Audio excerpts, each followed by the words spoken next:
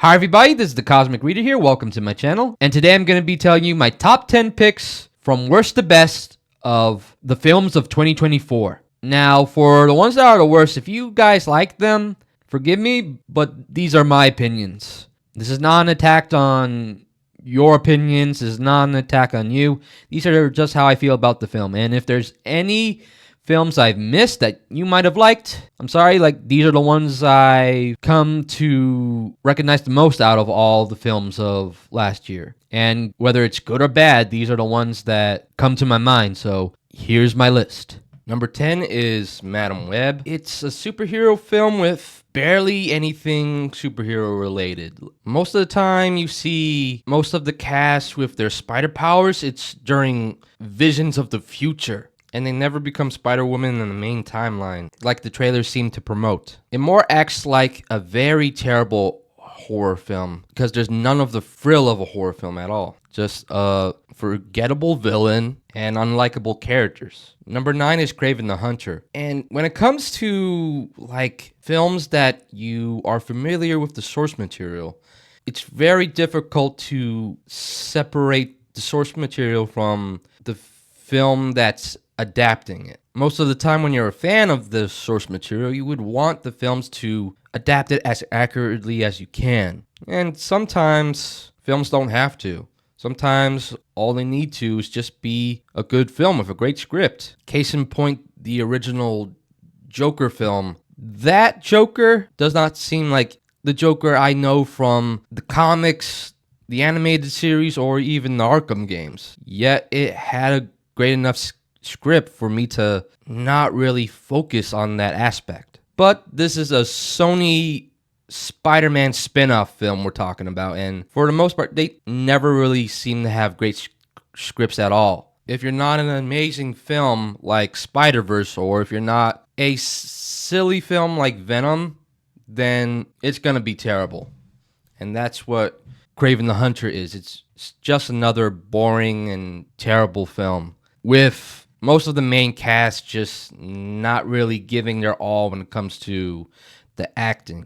Especially the main love interest, Calypso. I couldn't really take her seriously at all. And Craven is supposed to be a poacher, not an anti-hero who hunts poachers. Because you see, he's supposed to be a villain, not a hero at all. I don't understand why Sony just likes the idea of making these spin-off films about Spider-Man's villains without making them villains at all. Why would any of these villains that you keep making movies of want to fight Spider-Man at all if they're not even the bad guys? Number 8 is Joker Folie à Deux.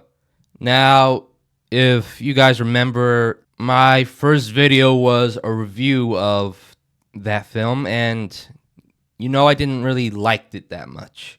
This film, instead of it being another crime drama, it's a musical. Musicals can be fun, but I don't think they're meant to be for any type of comic book film. You could have the Joker be an insane maniac, singing about all his crimes. I remember this funny moment where Joker in the Arkham games tries to serenade to Batman while Robin is busy diffusing his bombs as he's being distracted. But in this entire film, he's singing about falling in love, or by the end, wanting to quit being the Joker. And none of that is Joker. And I know what I said before that about the last film. It was a great script, and I didn't really care if he was anything like the Joker from the comics, but unfortunately, the script here was not great at all. And I didn't like the whole twist that had to do with Arthur Fleck just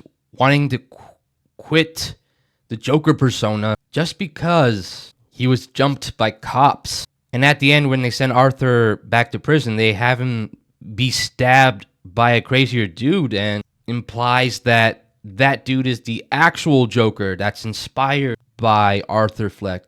Which, in a better script, in a better movie, that scene could possibly work. But unfortunately, this musical did not have that great of a script. Number 7 is Venom: The Last Dance. The main bad guy is just sitting on a chair for the whole film. And it's just Venom being chased down by the bad guys lapdogs, basically. We have this scientist lady who they try to give us a whole entire backstory on her unfortunately losing her brother, but the actress just seems too emotionless. In fact, they made it a point in one scene in the film where, of course, this general is upset that Venom led most of his team, most of his soldiers to die. Because, of course, Venom killed some of them. But the lady was like, she didn't care as long as the alien symbiotes are safe. She doesn't really care about humanity at all. And when she gets her own symbiote and is the only one left with a surviving symbiote, they kind of imply that she would be the next star of a new franchise. Which I don't know about you, but I really don't care for an agony film, which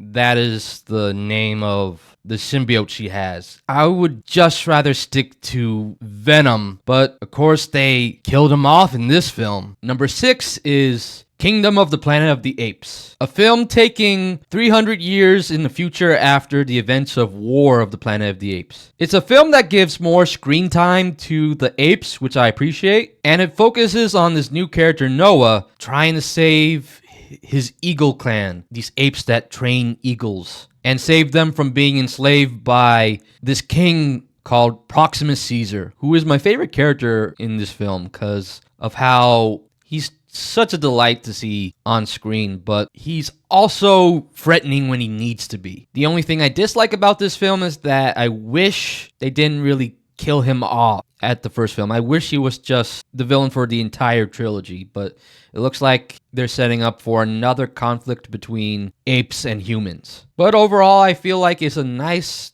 start to a new trilogy, and I can't wait to see more. Number 5 is Inside Out 2. It's a film that I feel like can be relatable to anybody who's ever dealt with anxiety. It doesn't matter how old or how young you are. This film was also helpful to me when I was dealing with anxiety during the time. And I just found out while watching a YouTube video by Taylor Alicia. Yep, shout out to her, by the way. I doubt she'll watch these videos, but she's one of my favorite Christian YouTubers. She said in one of her videos recently that one of the producers of Inside Out 2, Mark Nielsen, was a Christian. And I felt that was pretty cool for a guy of the faith like me. But whether you're of the faith or not, this is still a really good film that can teach you how to deal with your anxieties. And I definitely recommend for people with that struggle. And it's just a good film to watch anyways. More people need to watch animated films. I know it's not for everybody. I know some people just think animation's just for kids, but it could be more than just a kid film if you truly pay attention to it. Number 4 is Sonic 3. Once again, Jim Carrey kills it as Dr. Eggman, but not only that,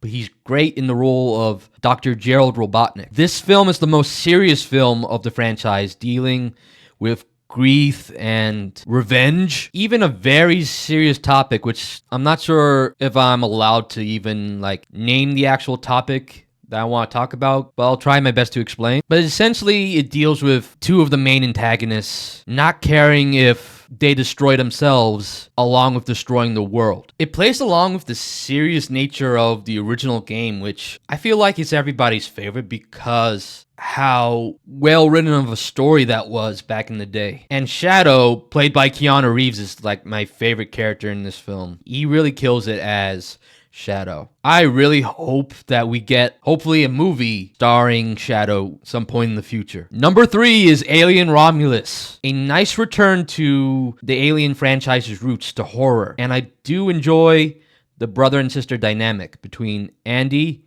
and Rain. And I love all the practical effects in this film. And although the new creature is sort of similar to Alien Resurrection, given that it was born a human-alien hybrid, it was different looking enough to still be distinct, and it was very creepy and had me jump up my seat a couple of times. So if you're an Alien fan, I recommend you catch up with this film if you haven't already. Number 2 is Dune Part 2. It's a film about the dangers of following a radical religion and a false prophet. Timothée Chalamet as Paul, gotta be honestly one of his best lead roles I've ever seen of him. And I was not a fan of the first one. I thought it was really boring, but they really kicked it up with the action here, and it got me hooked on the franchise. So I really hope the third part is also going to stick the landing. My number one pick is Deadpool and Wolverine. Easily the best comic book movie of the year, though the competition didn't make it that difficult. But still, that did not take away